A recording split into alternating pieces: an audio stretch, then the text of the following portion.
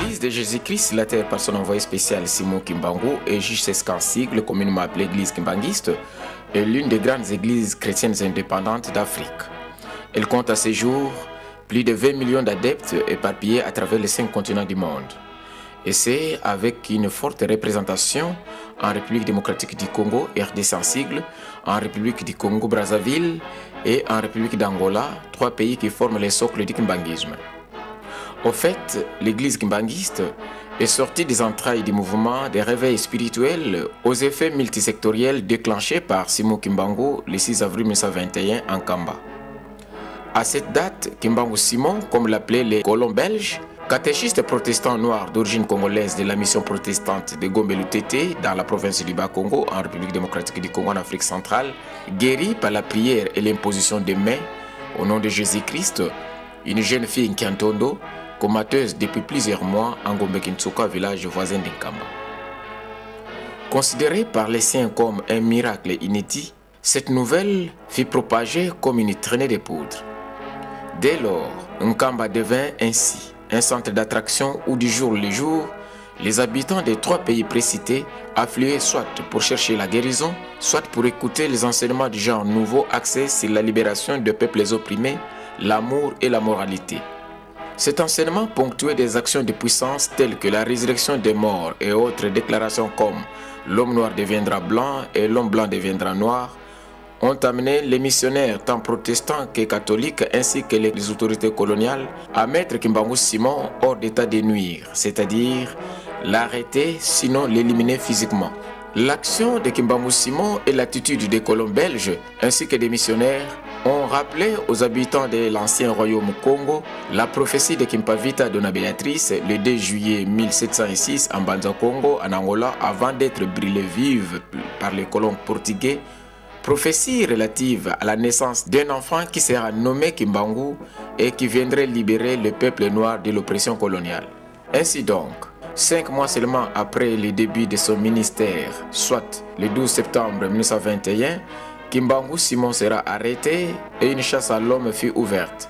Comme on pouvait s'y attendre, après lui, sa famille, ses collaborateurs directs et tous ceux qui s'hasardaient suivre ses mouvements ou même parler simplement de Kimbangu firent arrêter sans ménagement. Pour sa part, Kimbangu Simon fut jugé et condamné injustement à mort par le conseil de guerre de Tisville le 3 octobre 1921. Après les échecs successifs de la pendaison et des rejets dans les eaux du fleuve Congo à Lutendele à Kinshasa, l'homme du 6 avril et les siens furent envoyés en relégation dans des endroits éloignés de leur milieu de provenance.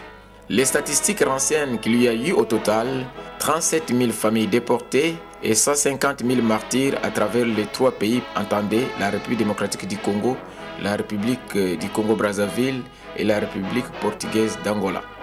En ce qui concerne l'homme du 6 avril, Simon Kimbangu donc, il écopa 30 ans d'incarcération ferme à la prison de Kasombo à Elisabethville, actuelle ville de Lubumbashi. Et c'est dans des conditions quasiment inhumaines d'où il rendra l'âme le 12 octobre 1951 en présence des gardes à l'hôpital Prince Léopold.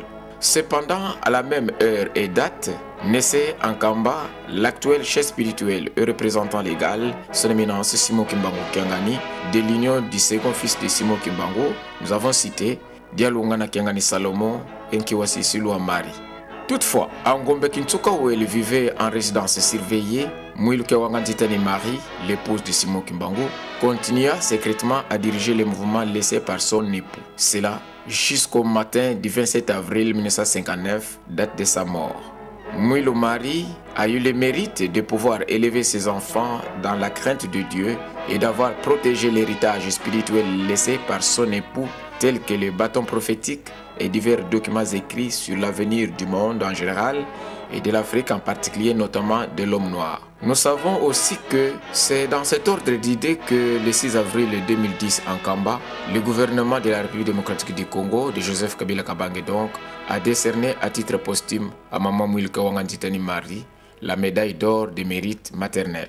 Nous savons également qu'en 1958, Mwiluke Wanganditani Marie a demandé à son fils aîné, Kisolukele Lukelo Charles, qui se rendait à Bruxelles dans le cadre du concours des commis d'État, d'entrer en contact avec le roi Baudouin Ier en vue de lui rappeler les pactes signés par son père, Albert Ier, avec Simon Kimbangu, son mari, relatif à l'indépendance du Congo belge. Chose qui fut faite car le jeudi 30 juin 1960, la République démocratique du Congo obtint son indépendance.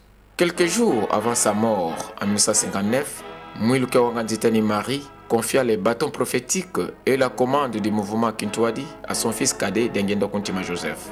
C'est lui qui fit le secrétaire au cabinet du gouverneur Penyeta à Kinshasa, Kakananga. À Dialungana Kengani Salomon, son second fils, Mwilu Marie rappela qu'il est le gardien de la cité sainte d'Enkamba, conformément à la dernière volonté de son père Simon Kimbangu en 1921. En ce moment-là, rappelons-le, son fils aîné Kisolukele Lukelo Charles fit agent territorial à Tchela dans la province du Bas-Congo.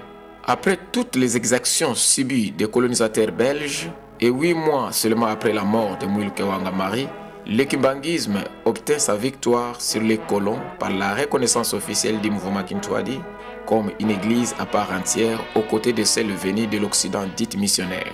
C'est le 24 décembre 1959, sous la commande du fils cadet de Simon Kimbangu, en la personne de Dengendo Kuntima Joseph, qui en deviendra ainsi le tout premier chef spirituel et représentant légal. Soulignons à cet effet que bien avant, les colons français étaient les premiers à reconnaître ce mouvement Kintwadi en 1958, avant même l'indépendance du Congo-Brazzaville intervenue en août 1960. Les Belges l'ont fait exactement le 24 décembre 1959, après les colons français. Et enfin, les colons portugais ont fini eux aussi à emboîter les pas dans ce sens en 1974, une année avant l'indépendance de l'Angola intervenue le 11 novembre 1975. Avec une bonne et franche collaboration d'abord avec ses frères aînés Kisolukele et Dialungana, sans omettre l'appui considérable des anciens du mouvement Kintwadi, son éminence Dengendo Kuntima Joseph a dirigé l'église kimbanguiste du 24 décembre 1959 au 8 juillet 1992, date de sa mort à Genève en Suisse. D'entrée de jeu, le premier chef spirituel et représentant légal de l'église kimbanguiste a inscrit dans son carnet des urgences de son action l'exhumation du corps de son père Simon Kimbangu du cimetière des Sapins à Lubumbashi pour son transfert et sa réanimation en Kamba et l'expansion de la bonne nouvelle. Faisant fi aux problèmes internes et externes dans l'exécution de son programme d'action, son éminence Dengendo Kuntima Joseph, Tatamvoila à l'époque, aura comme cheval de bataille la formation de l'homme tant sur le plan spirituel, moral qu'intellectuel. Ainsi, pour faire face à la chasse des parents et élèves dans les écoles missionnaires, Dengendo Kuntima Joseph, le chef spirituel, procéda sans attendre à la création du réseau d'enseignement privé kimbanguiste le 4 janvier 1960. Puis, le 25 mars de la même année, soit en 1960, il exhuma le corps mystique de son père Simon Kimbangu, trouvé intact 9 ans après son inhumation et l'achemina en Kamba via Kinshasa, ex-Léopoldville. Sur le plan moral et intellectuel, il entama l'organisation des retraites spirituelles en 1972 dans les provinces. Son éminence Dengendo Kuntima Joseph façonne un type d'hommes et de femmes si pas intègres, mais modèles de la société humaine. Par ailleurs, pour relever les défis du développement de son église, le numéro 1 de la jeune église indépendante d'Afrique a fait de l'agriculture et de l'élevage des petits et gros bétails sa priorité. À cet effet, il a ouvert plusieurs centres agro-pastoraux et a créé plusieurs fermes dans les 3 pays précités, entendez la République démocratique du Congo, la République du Congo-Brazzaville et la République d'Angola, où le kimbanguisme est profondément implanté. Ce n'est pas tout. Le chef spirituel kimbanguiste a par ailleurs instauré un système de collecte volontaire de fonds nommé Ntinsani en langue kikongo. C'est surtout avec cette dernière stratégie que le fils cadet de Simon Kimbangu, devenu premier chef spirituel de l'église kimbanguiste, a bâti cette église partout où elle est présentement implantée. Du point de vue évangélique, il s'est de noter que le kimbanguisme est défini comme le christianisme résultant de l'ensemble des enseignements et des actions de Simon Kimbangu a atteint les 4 coins du monde sous la houlette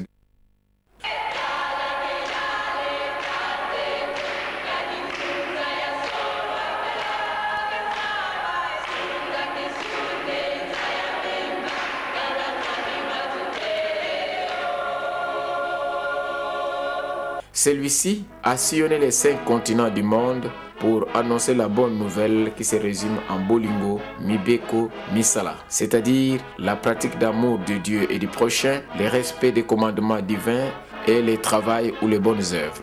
Selon son éminence Diangenda Kuntima Joseph, la race noire est celle que Jésus-Christ fait allusion dans Matthieu chapitre 21 versets 42 à 43 et qu'Nkamba est la nouvelle Jérusalem dont parle Jean dans l'Apocalypse chapitre 21 du 1er au 3e verset.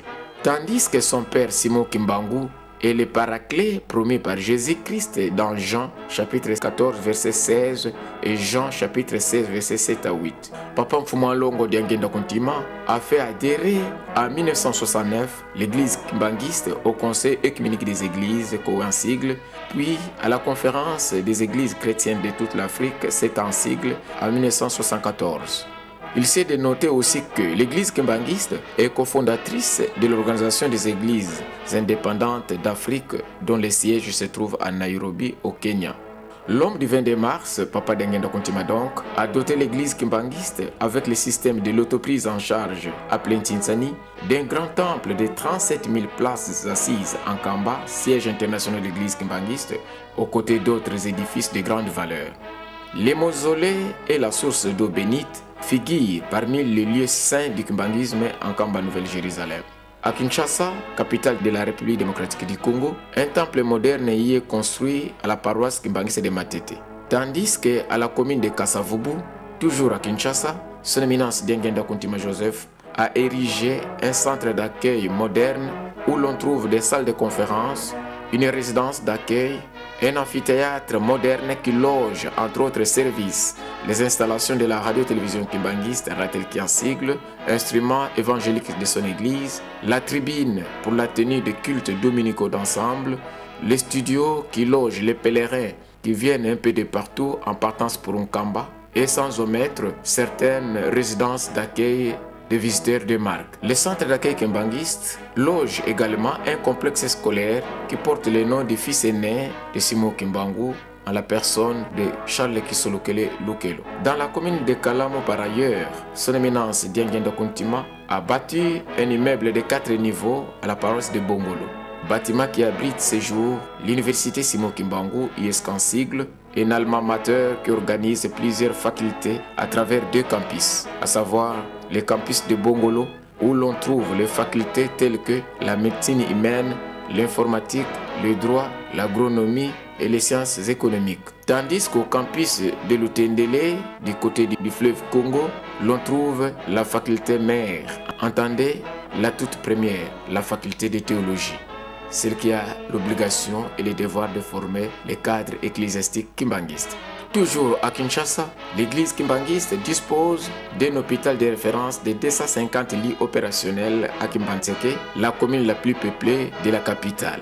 En dehors de Kinshasa, l'église kimbanguiste est bien présente dans toutes les provinces de la République démocratique du Congo.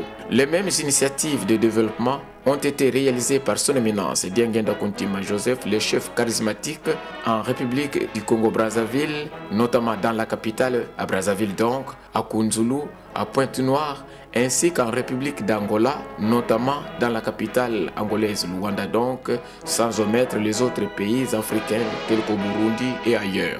Deuxième chef spirituel, son éminence Dialungana Kengani Salomon, successeur de son éminence Diangenda Kuntima Joseph, a eu la commande de l'église à un âge bien avancé, soit 76 ans.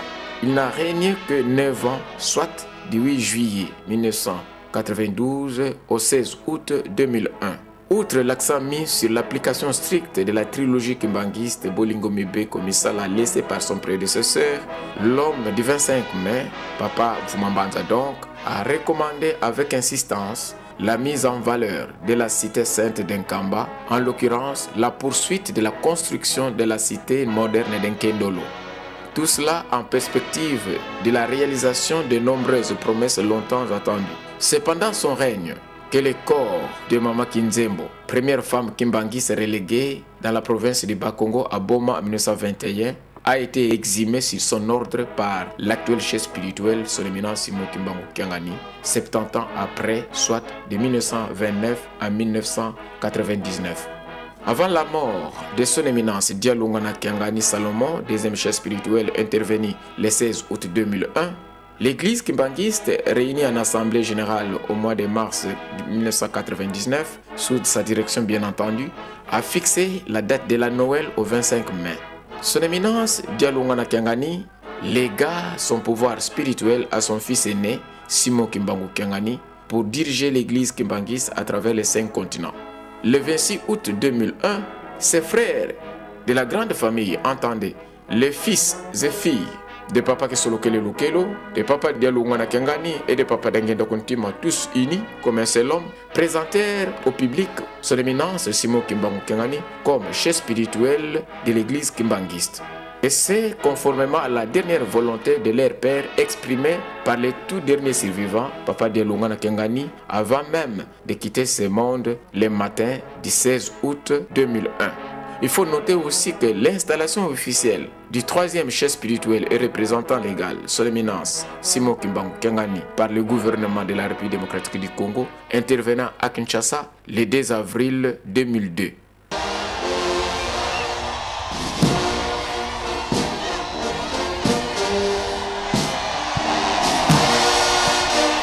Voilà, son éminence Simon Kimbangu Kiangani a pris place pour adresser son message de ce dimanche 1er novembre 2009 aux Kinois et à l'opinion publique.